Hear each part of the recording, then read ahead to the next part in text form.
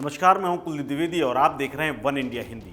शिवसेना में वर्चस्व की लड़ाई के चलते 2.5 साल में ही महाविकास अघाड़ी सरकार पर संकट के बादल छाए हुए हैं। महाराष्ट्र की राजनीति में हर रोज परिवर्तन हो रहा है। पहली बार महाराष्ट्र की गद्दी में बैठा शिव सैनिक राजनीति में बगावत और राजनीतिक दांवपेच का शिकार हो गया है। शिवसेना में खींचतान जारी है। उद्धव की कुर्सी के साथ साथ उनकी पार्टी शिवसेना की कमान भी उनके हाथ से जाती हुई दिखाई दे रही है। विधानसभा में शिवसेना का संख्या बल लगातार घट रहा है। हालांकि इस बात के संकेत अब मिलने लगे हैं कि जल्द ही महाराष्ट्र में ये मामला निपटने वाला नहीं है। महाराष्ट्र की लड़ाई लंबी चलने वाली है।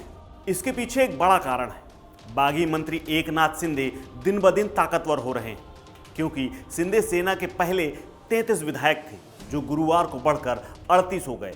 9 विधायक निर्दलीय हैं, 2 विधायक प्रहार जनशक्ति पार्टी के हैं। महाराष्ट्र में सत्ता और शिवसेना के कब्जे की लड़ाई स्पीकर तक पहुंच गई है। अब सभी की निगाह स्पीकर के कदम पर होगी, क्योंकि गुरुवार को स्पीकर ने महाधिवक्ता के साथ बैठकर बातचीत की है। ऐसे में फ्लोर टेस्ट की संभावना भी बढ़ गई है। अब सवाल है कि अगर फ्लोर टेस्ट हुआ तो क्या होगा। अब आपको बताते हैं ये फ्लोर टेस्ट होता क्या है। दरअसल फ्लोर टेस्ट में फैसला किया जाता है कि मौजूदा दल के पास सरकार में बने रहने या बनाने के लिए संख्या बल है या नहीं। इसमें राज्यपाल किसी तरह का हस्तक्षेप तो नहीं करते। वहीं सुप्रीम कोर्ट के एक आदेश में कहा गया है कि राज्यपाल को फ्लोर टेस्ट के आदेश देने की शक्ति से वंचित नहीं किया जा सकता। अगर राज्यपाल को लगता है कि सरकार के पास सदन में संख्या बल कम है तो वो चाहें तो फ्लोर टेस्ट के लिए बुला सकते हैं। अब आपको बताते हैं फ्लोर टेस्ट लेता कौन है।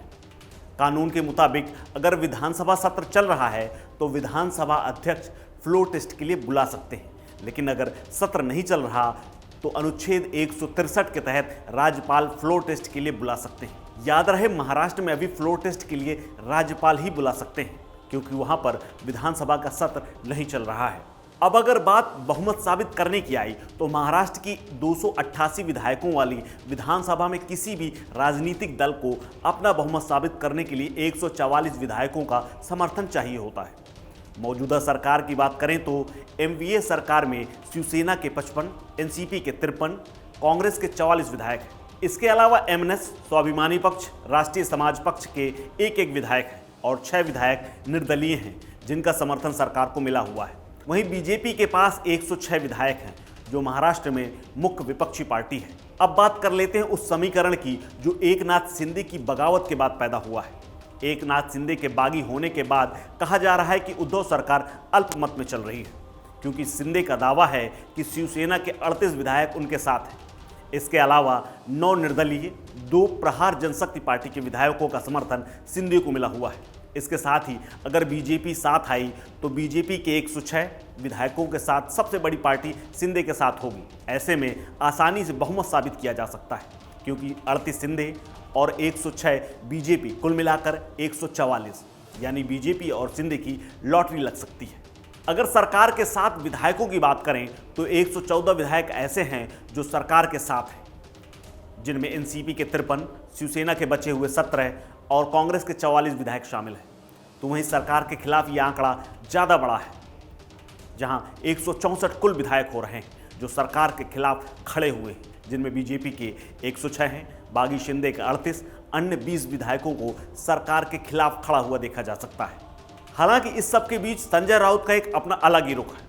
संजय राउत का दावा है कि विधानसभा में शिवसेना का संख्या बल घटा जरूर है, लेकिन शक्ति परीक्षण में बागी विधायकों का समर्थन एमवीए के साथ होगा।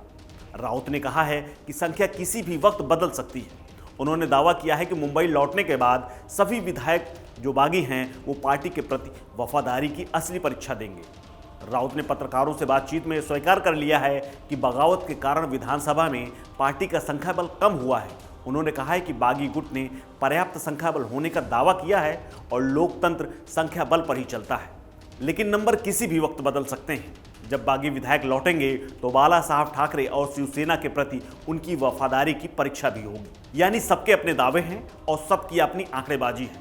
इस सबके बीच जो पीछे छूट रहा है वो है महाराष्ट्र का विकास, मराठी मानुस, जिसका विकास और उत्थान का दावा इन नेताओं ने किया था, जो अब सत्ता की कुर्सी के लिए खींचतान करते नजर आ रहे हैं।